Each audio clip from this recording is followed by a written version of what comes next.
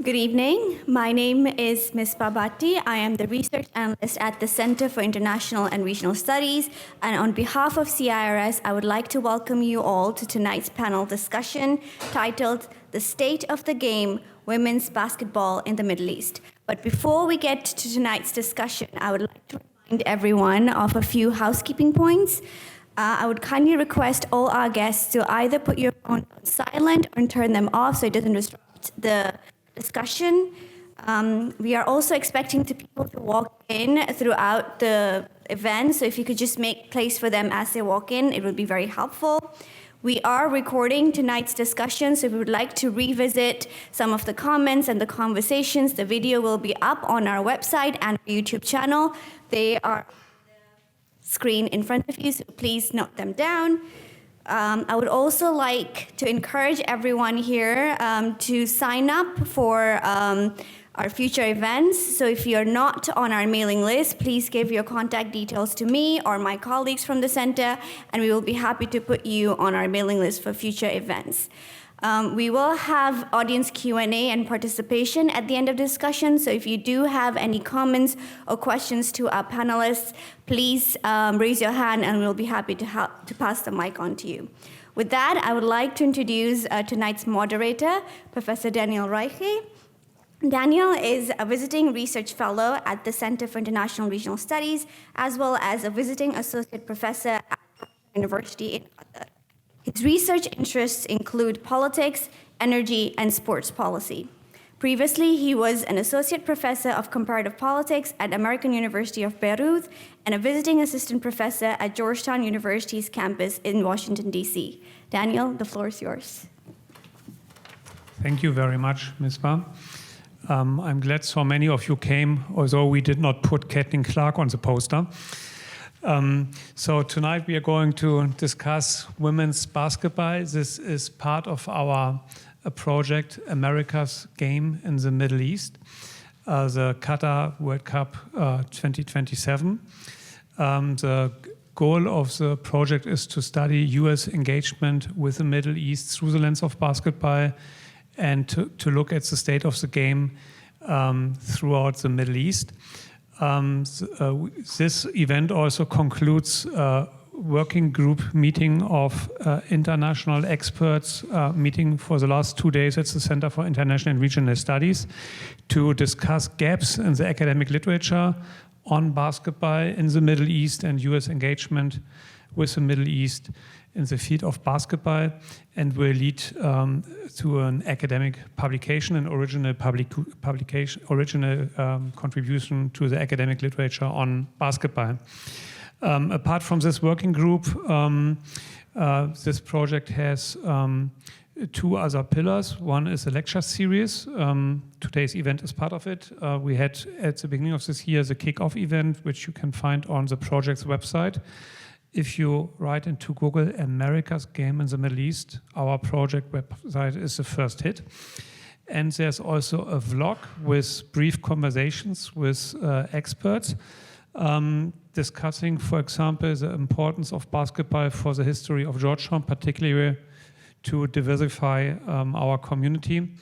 There is a conversation with a former Qatari women's basketball player who was involved in a campaign to lift the discriminatory FIBA hijab ban, which was lifted in 2017. And a recent conversation with the first ever player from the Gulf in the Georgetown men's basketball team on main campus, from a player from Kuwait. For tonight, we have two panelists. The first one, and I printed this out to not say it wrong, is Lindsay Krasnoff. Lindsay is a visiting clinical assistant professor at New York University's Tisch Institute for Global Sport. Lindsay is a historian, and she specializes in Franco-United relations. That's why I thought you are French, but you are not, you're American. And Lindsay wrote a book recently in 2023 titled Basketball Empire, France and the Making of a Global NBA and WNBA. And secondly, we have Assile Toufaily.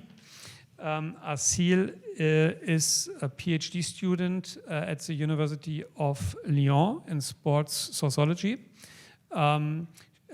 She studied at the Lebanese University sports management, and also important to mention, she played for the Lebanese national football team, and since she was so good, she already played in the women's national team starting age 12. So, and also her PhD is on women's football, comparing women's football in Lebanon and France. We are starting with Lindsay, who gives an overview on the state of the game of women's basketball globally.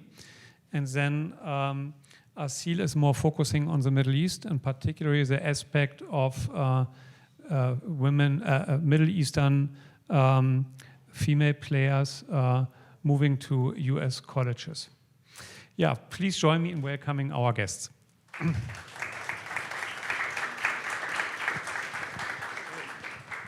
Thank you, Daniel, Misbah, and the entire team here at Georgetown for making these last 2 days of extraordinary knowledge exchange and discussion possible.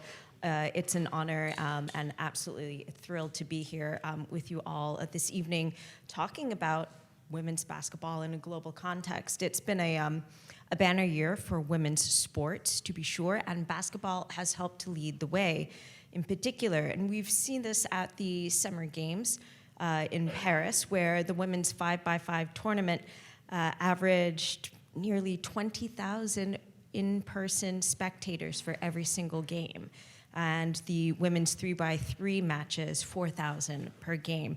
This helped basketball set a record, a first ever record for the most in-person spectators at an Olympiad, well over 1 million people.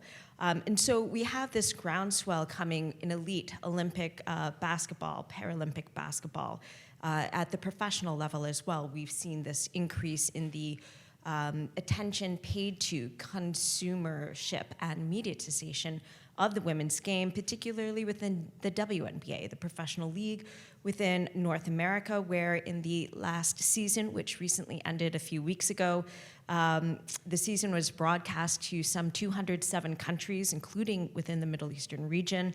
And the league had record-breaking viewership numbers with an average of 1.19 million viewers worldwide across all platforms. This might seem somewhat small in comparison to the men's game, and I want to make sure that one of the things we're not doing today is setting women's game up against the men's game. They're totally different, and it's not apples and apples. But when you consider that these viewership numbers are 170% increase from previous seasons, that's a pretty significant amount. And we know that some of that viewership is coming particularly from the global angle. So in terms of, well, why now? Why women's basketball and women's sport? I would suggest a few things to kind of plant a few seeds. First, the growth of women's basketball lies in the sport's DNA. As the world's first-born global team sport. Basketball was invented by a Canadian in Massachusetts within the United States in 1891, and within the next 5 years spread to France, Brazil, China, Australia. So if men began playing basketball in 1891, in 1892, women began playing as well. First around Springfield, Massachusetts, its birthplace, but within a few years, it had spread to the West Coast. We have documented games being played between women at Stanford University and University of California, Berkeley. It also spread overseas as well.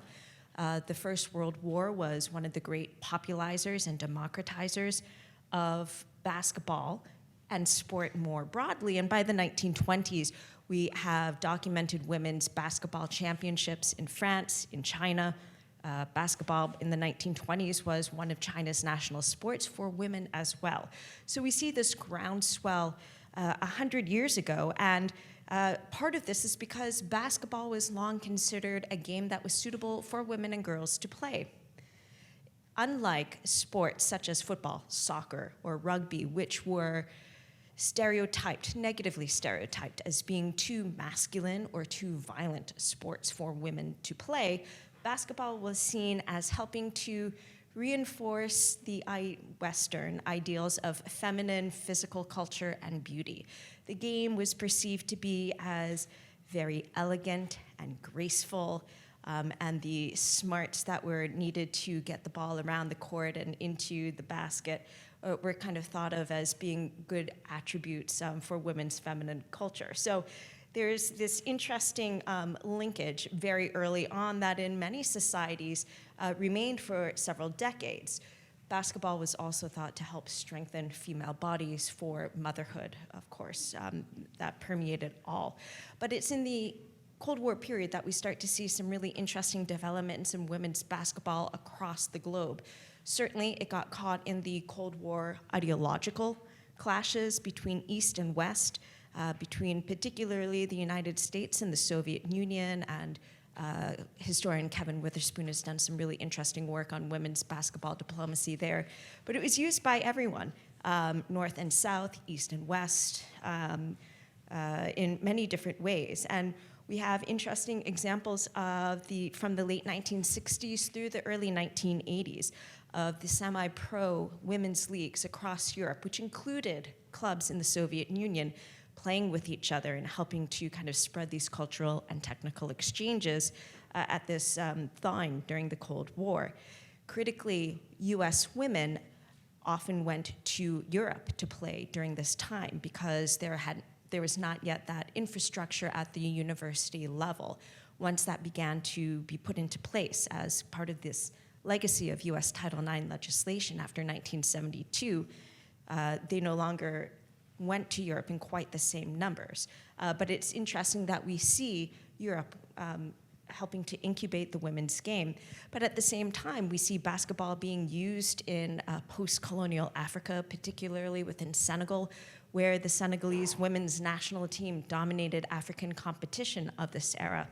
And through some of my work on basketball diplomacy in Africa with my colleague Simon Rofe, we've spoken to several different stakeholders in African basketball, notably Amadou Gallo Fall, a longtime NBA executive from Senegal, who is president of the NBA's Basketball Africa League. And when I interviewed Amadou a few years ago, I asked him, well, growing up in Senegal, who was your basketball role model? Who was your basketball idol? And he told me it was the Senegalese women's national team. He said, quote, "It was our women's national basketball team that was a big source of inspiration in terms of team sports in Africa. I used to know the names of all those ladies on the team through listening to national radio broadcasts. Those names remain legendary to me to this day." So it provides interesting examples of how women's basketball was being used and incubated and kind of at the forefront during this period of time. The first women's Olympic basketball tournament was held at the 1976 Montreal Games, and that's when we start to see a kind of elite women's basketball taking a new and interesting turn. And after the 1996 Atlanta Games, the inauguration of the WNBA, which ever since then has been seen as one of the elite women's pro leagues in the world alongside EuroLeague women. And a lot of interesting evolutions going on really in the past several years, accumulation of the foundations that have been laid over time. So if that's a little bit of the kind of the background that kind of helps to bring us to today, I would plant two other ideas for contemplation, and hopefully we can pull at them a little bit. One, the popularity surge of women's basketball lies in decisions to platform it and its stars. Once those decisions have been made, the groundwork was already there. And so here, social media has been a huge tool, as has increased investment and mediatization in women's basketball, not just in a North American context, but there's been ripple effects elsewhere. And part of this is the wave for the business case for women's sports more broadly. And then second, the possibilities of women's basketball lies in its uses in sports diplomacy. And here, using the understanding that sports diplomacy is when the three acts of diplomacy, communication, representation, and negotiation intersect in and around the court, whether it's at the government, driven through a government representative or official, or at the informal, people-to-people, non-state sports actor level. And at that level, there's a lot of really interesting basketball diplomacy going on and off the court. You know, a lot of this is basketball's DNA, but also its ability to convene people, bring them together, and facilitate conversations, as well as its use to work across the SDGs towards a variety of the 2030 goals. Lastly, that it's also due to basketball's ability to foster a global identity that can be layered on top of other regional or local or other identities. So I will stop there and pass the mic. Perfect. Thank you very much, Lindsay. Assile, please. I believe the gap is very huge between what Lindsay just said and the situation of women's basketball in the Middle East. So I think it's going to be shorter in terms of an answer. I believe you all know that if women's basketball kind of developed in recent years and worldwide, but especially in the US with the women's NBA, but also in Europe, in the Middle East, it's taken us forever to get over these cultural and also religious, not gonna say stereotypes, but even these norms that we had in the society. And if you wanna just compare this history or really delve into it, from the archives that we have, for example, in Lebanon, because I tried to also find somewhere else, like in Syria, I didn't find much. In Jordan, there was a lack of data or archives around it. In Lebanon, the first teams that were founded were around the 1940s. So there's a kind of 50 years gap between the teams that were founded first in the US or in Europe and what we had in the Middle East. And then, ever since, there was a development. We had teams playing. We had some regional Arab Cups, because one of the first tournaments that were played in the region were really these Arab Cups, or we used to call it West Asian Cups, between Lebanon, Syria, Jordan, Palestine, sometimes Iraq joins in.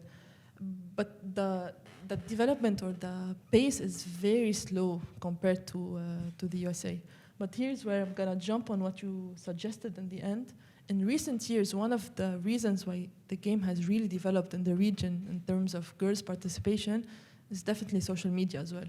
Because the girls were exposed not only to other girls in the region here playing, but they were also exposed to what other players abroad were doing when they were seeing that the US women's national team is making all these strides and winning easily, or the women's NBA is developing. It gave them this idea that, okay, I can make it. There's also, I've had discussions with people in Lebanon who moved to France, or they also moved to France, and they were really influenced by a group of, I think you also know them, a group of players in France. They created this collective called hijabis, because they were hijabis banned from playing basketball, so they went to the streets to play basketball.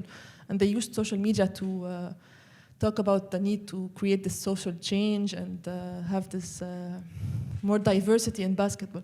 So I believe we're in the early stages of development of women's basketball in the region, which is kind of far from where the game is at the global moment, at the moment in the US and other parts of the world.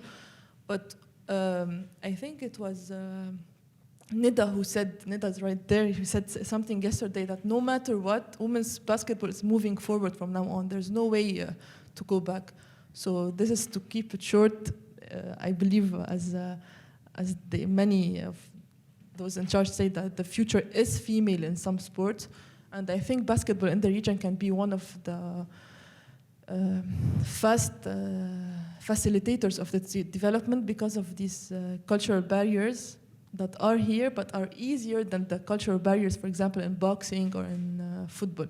So this is such an important reason why investment in women's basketball is a must. Now you let me totally down because I promised the audience that you would tell a bit about Middle Eastern women playing at US colleges, which of course is just like a tiny portion of the whole story, but maybe you can elaborate a bit on that as well. I can also, I thought we were gonna... Yeah, no, it was perfect overview, yeah, fantastic, yeah. But maybe you can talk, yeah. Yeah, and actually the reason I've decided to talk about this in my in the paper I'm gonna submit is because in Lebanon, for example, the reason we've seen this development in recent years is that also because of social media, or because of this globalization of women's sports or even women's basketball precisely, but also sports in general, players are now like realizing that they can actually make it to the US college system and to find the university there to play on a full scholarship, or even the fact of being there, they know that this will help. I've had a discussion with someone yesterday from Jordan because I was preparing. She's a Jordanian national team player. She's called Farah Shiyab. And she told me that also in Jordan, this is a similar trend in recent 2, 3, 4 years. They've had many Jordanian players moving from Jordan to the US to play college basketball. So maybe if you say it just like this, one would think that doesn't have much of a impact on the game in the region. But the main importance lays in the fact that when they go play abroad, they're like they I don't know how to say it, but they feel another type of competition or even player development programs. In Lebanon, most of the players who play in the league, we have 2 or 3 trainings per week, mostly no gym sessions. For most of the girls, we have some girls who are very talented and they take their careers to the professional level. They are invested in the game. They join clubs. They have a PT, private trainer to train them. They have these individual skill sessions. So these are a minority in Lebanon, for example. I'm talking about Lebanon a lot because I know the girls. I've worked with many of them. So when they go play there, they expose a whole different level of investment, whether it's from the mental health issues, training, individual training, or even having just the fact of having 5 training sessions per week, it gives them this boost physically, maybe. So the fact that they're there, and most of them want to come back to Lebanon and play, or come back to the Middle East, or where they are in the Middle East, will help facilitate this exchange between the US and Lebanon in terms of players, but also will help the national teams and the national leagues in Lebanon, in Jordan, in Syria, because in Syria they're establishing the league again now. So it's going to help the game rise, even if the tempo is definitely slower than elsewhere. Maybe ask one question to Lindsay before we open up for Q&A. The 3x3 basketball became now Olympic. Do you think that will contribute to further popularize the game? Particularly, when we look at the Olympics, the men's and women's traditional 5x5 basketball was won by the Americans, but maybe that's also space that can now be occupied by others. I just want to mention that the German women won the 3x3 basketball Olympic gold medal. And also then was Caitlin Clark now the star women's basketball needed? Because when I mean, everything is, when we look at soccer, for example, it's about Messi, Ronaldo, so the stories around the big stars, and basketball, LeBron James, now playing with the Sun. So, yeah, maybe some comments on the hype on Caitlin Clark. There's a lot in that question. And to note that the U.S. teams won the 5x5 games barely, by 1 point on the women's side, and before Steph Curry caught fire and started tossing 3-point buckets in the last 2 minutes, France was very close to them as well. I think. Certainly 3x3 was very much developed as a way to continue to popularize the game overall, to help infuse kind of a different style, a different tempo, a different flair to competitions, to perhaps put some formalized structure on what was already naturally happening on a lot of playground courts or street basketball courts worldwide.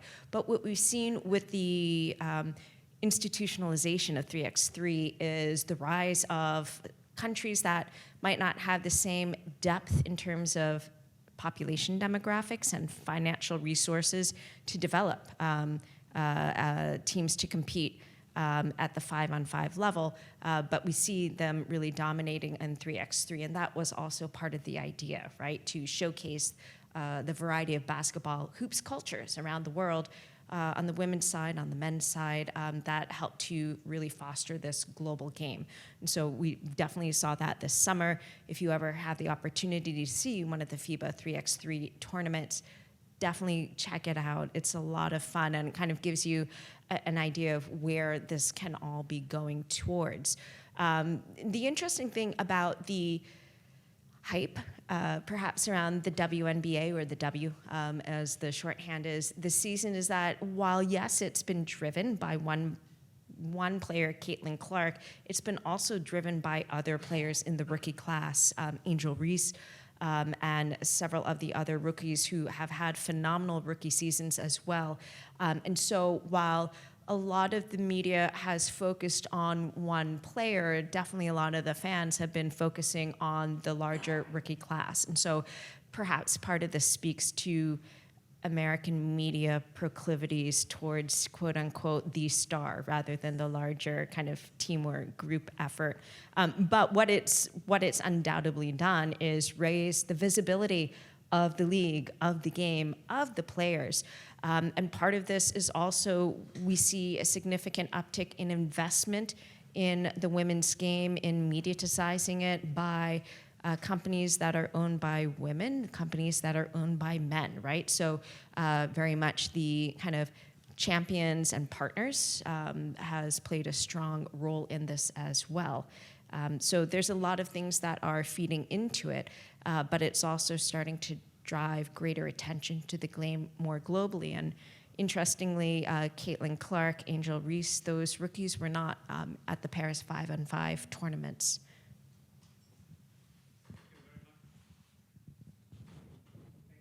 Thank you very much.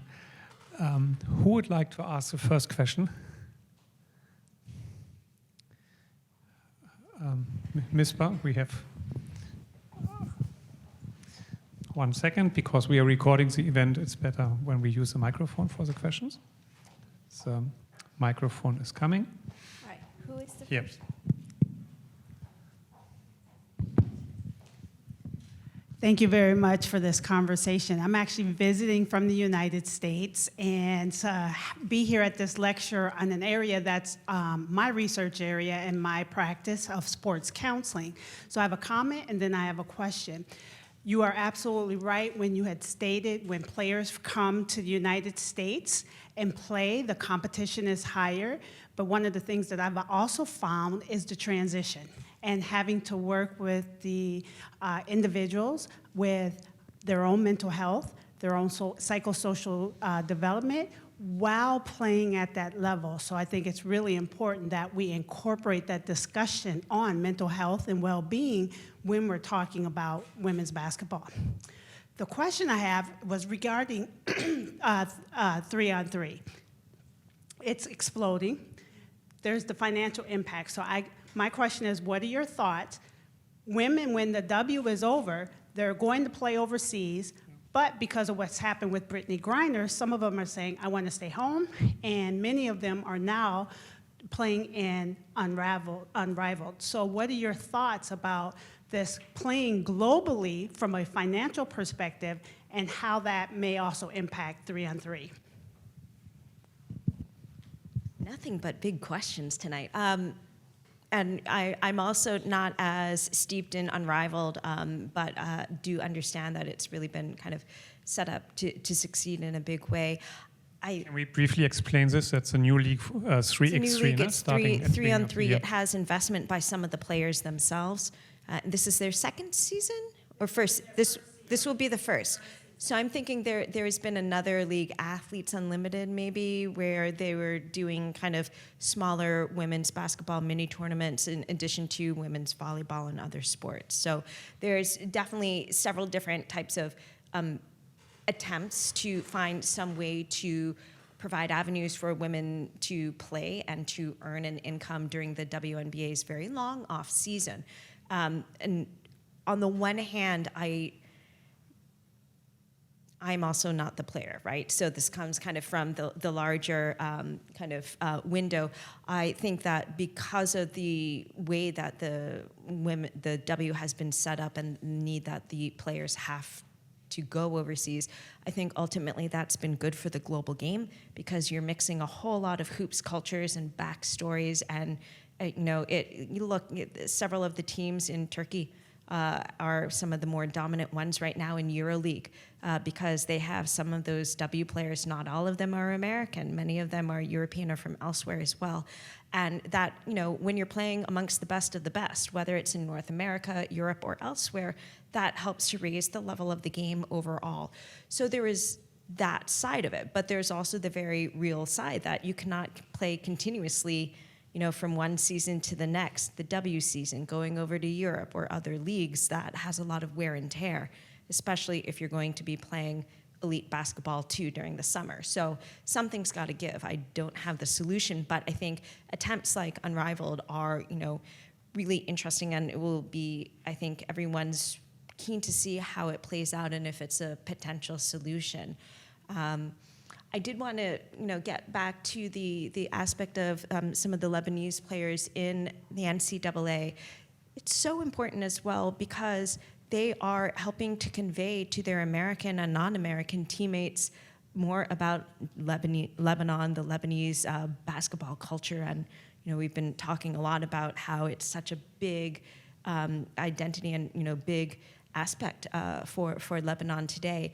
And so their representation in the NCAA is also very important, particularly amongst their teams and teammates and those who they encounter. I actually have an anecdote on this. It's on the men's basketball side, but we have a player who just moved to the US to play college basketball, and on the day where he was supposed to do the media day, he forgot to bring his Lebanese flag with him to the session. And he posted something on Instagram about it. He's like, I don't know what to do. I wanted to post, take a picture with the Lebanese flag so bad. And he actually put the story, and a few minutes later, he's playing in Michigan. And the Lebanese community in Michigan, and someone answered him. He's like, I can make it in 15 minutes if you want. And he gave him the flag, and he just took this picture and he put it on social media. So there's also this connection where they go and they know that they can actually bring something back with them, but maybe also talk about, because in Lebanon, this is a discussion or debate between scholars. Women's basketball is considered the country's most not popular sport, but followed sport. The league is at its peak in men's basketball, and it's women's basketball. They're almost most certainly the only athletes in Lebanon who get paid from the women's side, besides a few track and field athletes who have sponsorships. So the game in Lebanon is booming. There are always these geopolitical situations that slow it down a bit, but then it goes back again. So yeah, it's actually interesting, and there are a lot of players now there who went for high school. So it will be interesting to track them down from now in 5 years on what they're gonna actually bring through this experience. Thank you. Next question, Maya. Here. This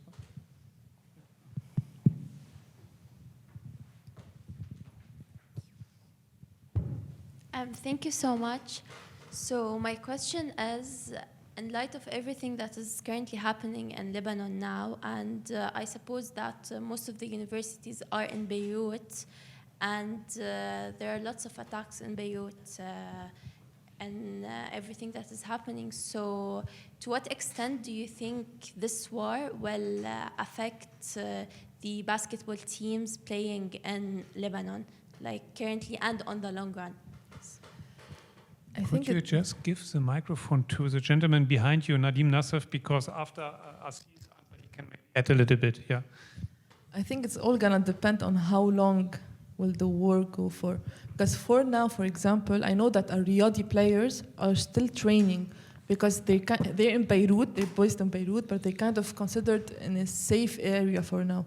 So they're managing to continue the sessions. The men's team just made it to Dubai. They have qualifiers, and they were training also in a region considered safe. So for now, I think as long as the war can possibly end in a few months, we might still manage to catch up. But if it lasts like it is in Gaza, I think it's gonna be. It will have a very negative impact, because these players will stop playing for a year. So there will be an impact on the league itself, but also on the players, because some of them will stop playing for a whole year. So imagine having to come back. It's like coming back from an ACL, for example, and it's not easy. So it will have an impact. For the men's side, because of this whole networking, it's easier. Qatar Basketball Federation just announced, and Nadim talked about it, that they will allow one Lebanese player per team. So, and this will also boost the Qatari league here. So on the men's side, the players know that they have kind of a plan B in case the league doesn't restart in Lebanon. On the women's side, that's where it's more tricky. So. Yeah, Professor Nadim Nassif from Notre Dame University in Lebanon. I can answer a little bit to that, and then give another comment. I think sport in Lebanon will be surely affected, because the elite athletes are finding a way to train, but competition stopped. Like I can talk about university competition that is it's a very competitive league. Some universities that are located in a relatively safe place, we're doing now friendly tournaments, but it's only involving 5 universities. As last year, when we did not have a general war, we were 22 universities participating in the league. So it will surely affect. Now the elite players, that are professional, like the basketball players, they can travel and continue their career, and this might not affect national team. I think national team, when they will play next week, I think they'll do very well. But the depth of our championship, I think, will be affected if the war goes on more than that. Okay, I have a comment for what you're saying, kind of question and comment. Did you draw the parallelism between development of women basketball with other sports that were predominantly male before, like boxing, for example, and mixed martial art? Boxing, for example, it started in the Olympics in 2012. They had only 3-weight division for women. Now in the last Olympics, there are 6-weight division compared to 7 in the men. So it's almost equal than the men. And MMA, when it started, no one could imagine that women will compete in MMA. And now they have 3-weight division. Okay, not like the male are 8, but three very, very competitive weight division. Even in cycling, road cycling, Tour de France was, women participated in something similar than Tour de France. But now, since 2022, they have their own Tour de France. So I think what you're talking about in basketball applies in most of the sports around the world. Women are doing giant steps in many sports. So this is maybe a comment or a question. I don't know if... Yeah, and we had first time in the history of the Olympics parity in male and female participants this summer in Paris. Let's add another question or comment from the audience. Who would like to? Nadim, next to you. Mohammed, yeah. Hello. I wanted to know what are the current infrastructure in the Middle East for women's basketball, and I wanted to know in what countries in the Middle East are women basketball like more developed, and within that I want to know what were the main barriers into first establishing teams and possible federation or something like that. We can also collect a bit. Do we have more questions here in front? Yeah.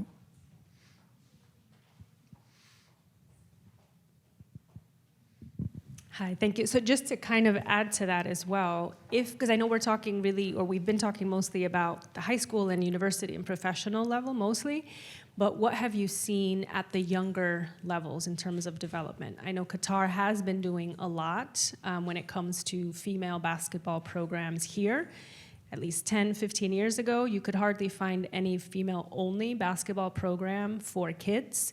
And now, as of last year, Qatar Foundation brought the Junior NBA, and they had all women, all girls, teams competing, where I know at least 10, 15 years ago that was impossible. So if you can comment a little bit on maybe what you've seen in the space of developing the players to get to the point that they can be at the college and professional levels.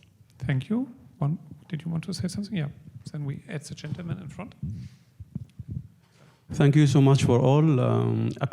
For Miss Lebanon, according to your point of view, that are a lot of circumstances that affected women's sport in general, especially in Arab countries. Do you think that these circumstances have been changed now, or what do you think? That will be changed in the future? What do you think? Thank you. Thank you. Okay, we can here in the front row.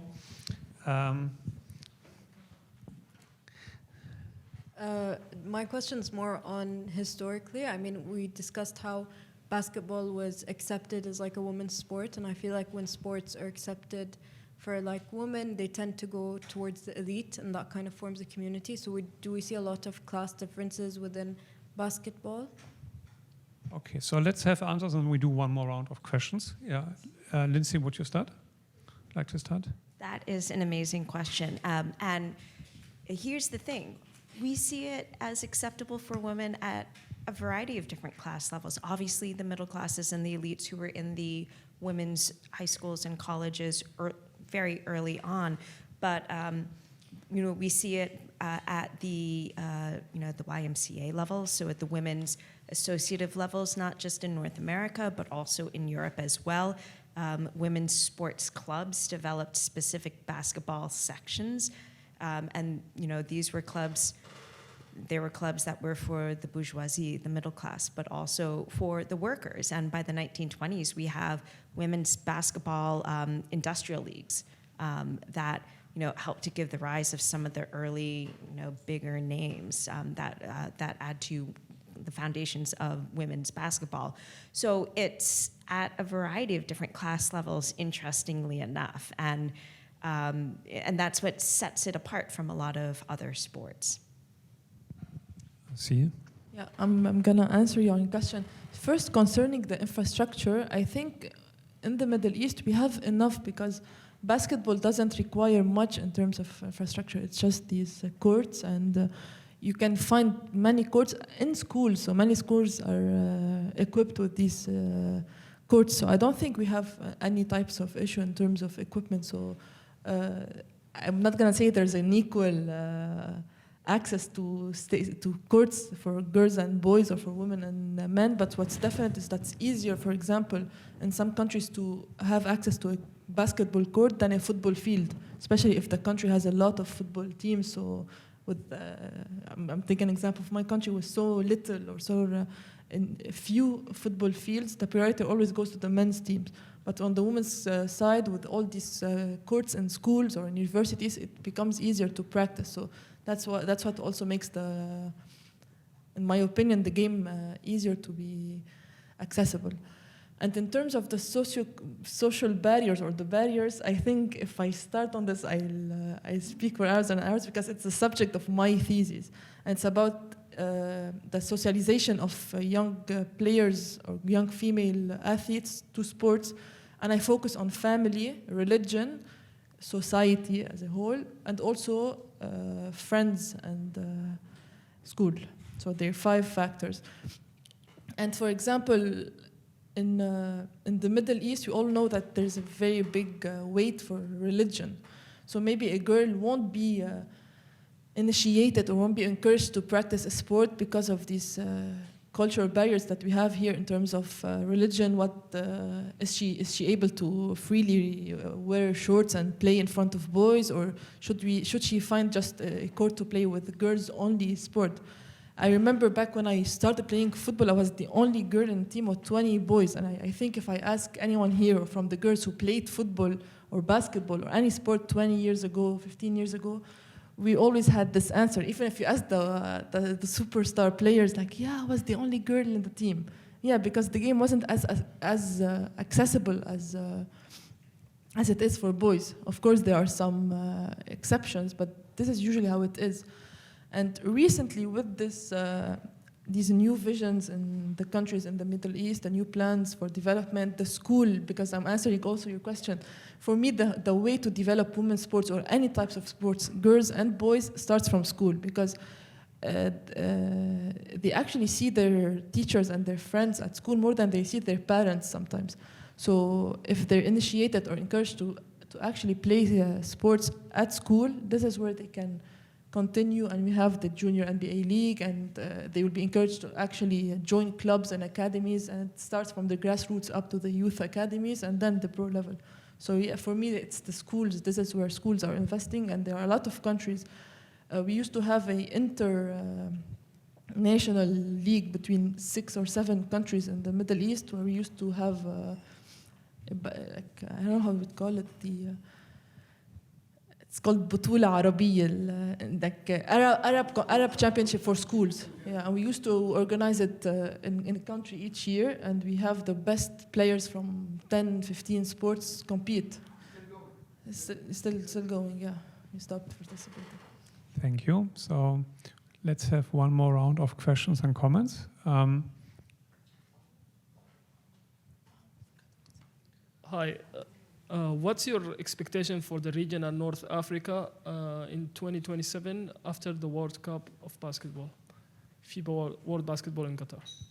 Okay, let's collect. I saw 2 more hands. Yeah, in the last row. Yeah.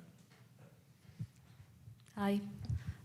My question is, I know everyone we're discussing the QF society, but I want to know your experience, or what do you see, like, how do you vision Qatari actually female athletes or recreational athletes in terms of basketball? As you know, basketball is not that popular for female over here, even for male, but how do you see like the future of basketball over here, especially for Qatari female athletes or the Gulf Khaliji athlete, you know?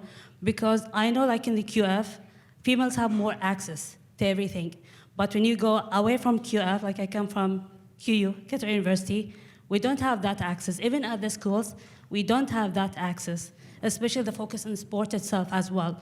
At the old time, like in the early 2000, there was that focus, but now, like I would like to know, like, how do you vision this? What's your perspective like? Do you think like there's a future actually for the female Qatari athletes or Khaliji athletes to go out and to play basketball and like have like that huge role or big role in sports generally, or not? Like away from QF again, please. Yeah, just they are both not from Qatar, no? But I think, yeah. I think there was, I saw one more hand who wanted to yeah, here, with a Northwestern shirt. Hi. Oh, that was loud.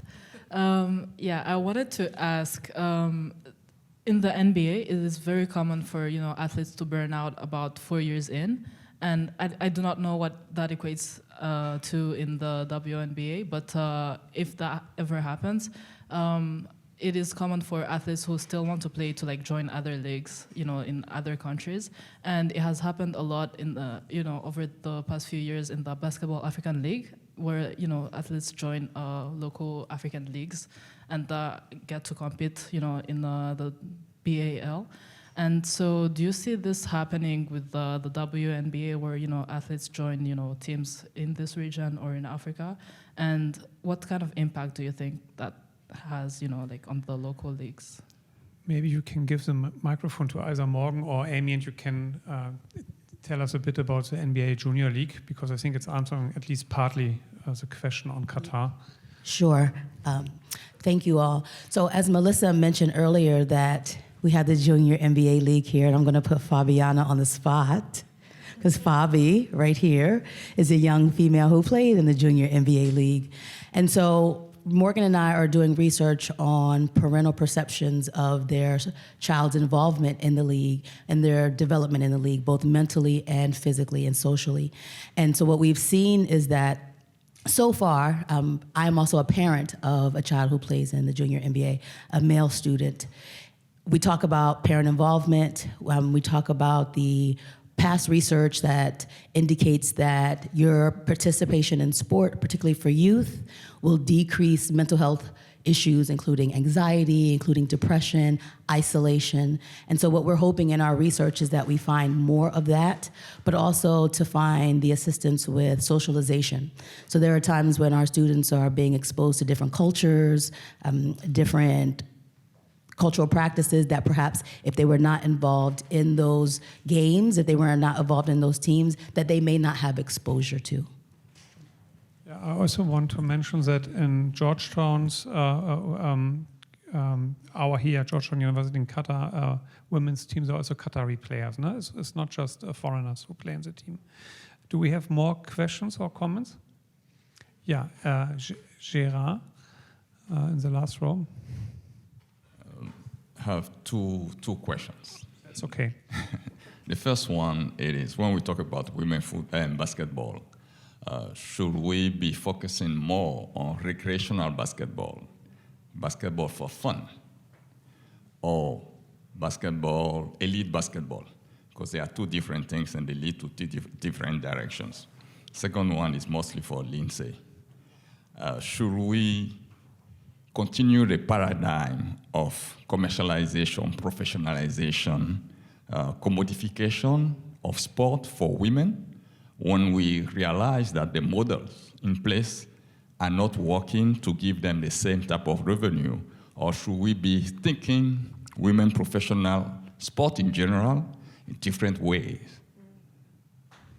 So maybe we first have, so we have the concluding statements from the two of you. Maybe we first have Assile and then Lindsay. Yep. I think I'm just going to answer the two questions, but I also missed your question was also about the expectations and the future. Actually, I can't see the future, but I think there's this. I think also Lindsay will know how to answer this deeply more than I will. But we always talk about when we host these competitions, there's always this legacy in terms of economic revenues and whether it's beneficial to host events. But from another side, on the social level or cultural level, there's this heritage as well. If you've followed on the women's football side, the World Cup in Australia, the Women's World Cup finished, and right after, academies saw a very high level of players coming to register. So because this created this need for the players to play, or they were really intrigued by the idea of playing football. So it will really, for me, it will really depend on the World Cup that's gonna be hosted here in Qatar. If it will be well used to actually create something, maybe create special programs for both boys and girls to play basketball, and of course with a long-term vision, maybe in 10, 15, 20 years, maybe host the Women's Basketball World Cup and have actually a strong pool of players that can actually have a good Qatari basketball women's team. For the Qatari players outside of QF, I actually don't have an answer because I don't really know how it works here. I have a friend who coaches here, but she coaches also in football, so I'm not that much of an expert. I don't want to say anything just to say something, but I really believe, because this is a study that was made in France, or someone just wrote an article about it, and the name is actually intriguing or interesting. She says something like, translated like, you don't need an invitation to play. Like if you want to play, just grab a ball, go start on the recreational level. So just start playing alone. Maybe then try to contact a coach or a federation. So if the federation itself isn't offering something or isn't creating the space for girls to play basketball, maybe try to be the change yourself and actually try to play along with friends. That's how, for example, it happened in Syria, because I know from France and Syria that they used to play in their school, they took it to their neighborhood, and then they created a local team, and it went on to create a national team in Syria. Lindsay? And I think that feeds very much into one of Gerard's questions, where should the focus be, on recreational level, on elite level? I would argue both. I think there's a lot of reasons why the recreational level, getting in at the grassroots level, that helps to ignite the passion. It does all these things that we talk about, basketball and sport more broadly being able to do as a social tool, but also that's how you learn the passion and the love of the game. I think you need that in order to grow a base, for sure. But I also think you still need the elite level, because we do have examples where national team wins help to ignite more women and girls, or, in the case of, the men's national team, more boys, but also girls as well, signing up and starting to play. So we've started to see that in the after effect of the summer games. The numbers of people who have enrolled and taken basketball licenses has increased quite a bit in France, as well as in other countries that had good showings at the tournament, because everyone saw that special magic on television and were intrigued to start it. So I think there is a very good argument to invest in both sides. And FIBA has a strategy that they launched in, I think, 2019-ish, on women's basketball, developing the game at all levels, developing women in basketball and positions of decision-making within the larger global structures. So, that might be able to help to feed into some of that. The issue of burnout is very real at the pro level, especially if they're also playing at the elite level. But the reality is, if you talk about the WNBA, there's only 144 roster spots. It's even more elite than the NBA with 450. And so if you really want a shot at that, there's so many others who are, climbing for that spot. We do have the case of some players sitting out seasons because their European teams are paying them not to play so that they can rest up. I do not think it's a sustainable model to the question. And so, yes, perhaps we should be looking at, different commercial model for women's basketball and women's sports more broadly, because they are different from the men's side.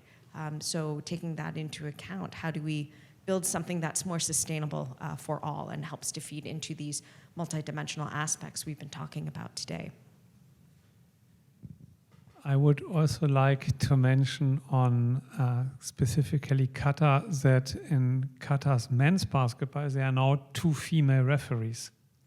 And that's, I think, also something that a couple of years ago would have been not imaginable.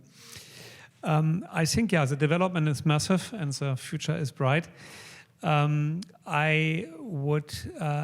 The recordings of tonight's event will be soon on our project website, America's Game in the Middle East. Follow us on social media, please.